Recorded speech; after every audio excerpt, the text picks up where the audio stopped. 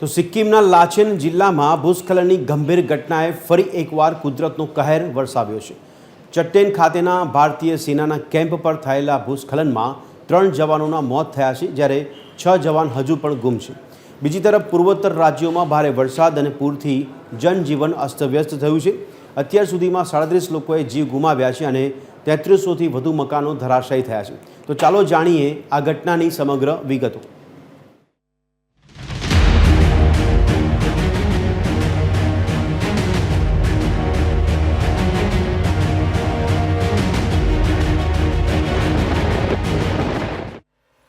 રવિવારે સાંજે લગભગ 7 વાગે સિક્કિમના ચટેનમાં અચાનક ભૂસ્ખલન થયું, જેની ઝપેટમાં ભારતીય સેનાનો કેમ્પ આવ્યો। આ ઘટનામાં હવાલદાર લખવિન્દરસિંહ, લાન્સ નાયક મુનિશ ઠાકુર અને પોર્ટર અભિષેક લખાડાનું મોત થયું। 4 લોકોને નાની ઈજાઓ સાથે બચાવી લેવામાં આવ્યા, પરંતુ 6 જવાન હજુ લાપતા છે। એનડીઆરએફ અને એસડીઆરએફની ટીમો રાહત અને બચાવ કાર્યોમાં લાગેલી છે, પરંતુ ભારે વરસાદ અને ખરાબ હવામાનથી બચાવ કામગીરીમાં અડચણો આવી રહી છે। પૂર્વોત્તર રાજ્યોમાં ભારે વરસાદે તબાહી મચાવી છે।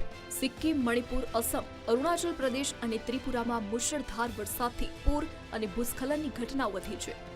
અત્યાર સુધીમાં 37 લોકોના મોત થયા છે, જેમાંથી 9 મોત એકલા અરુણાચલ પ્રદેશમાં ભૂસ્ખલનને કારણે થયા। આસામમાં 6 જિલ્લામાં પૂરથી 10,000થી વધુ લોકો અસરગ્રસ્ત થયા, જ્યારે મણિપુરમાં 3,300થી વધુ મકાનો ધરાશાયી થયા। હવામાન વિભાગે સિક્કિમ, અસમ અને મણિપુરમાં આગામી 48 કલાક માટે રેડ એલર્ટ જાહેર કર્યું છે। સરકારે રાત્રે મુસાફરી ન કરવાની સલાહ આપી છે। સિક્કિમમાં નેશનલ હાઈવે 10ને ભારે નુકસાન થયું છે, જેના કારણે પર્યટકો અને સ્થાનિકો ફસાયા છે। રાહત કાર્ય માટે સેના, એનડીઆરએફ અને સ્થાનિક વહીવટ સતત કામ કરી રહ્યા છે। અધિકારીઓએ નુકસાનનો તાગ મેળવવા સર્વે શરૂ કર્યો છે।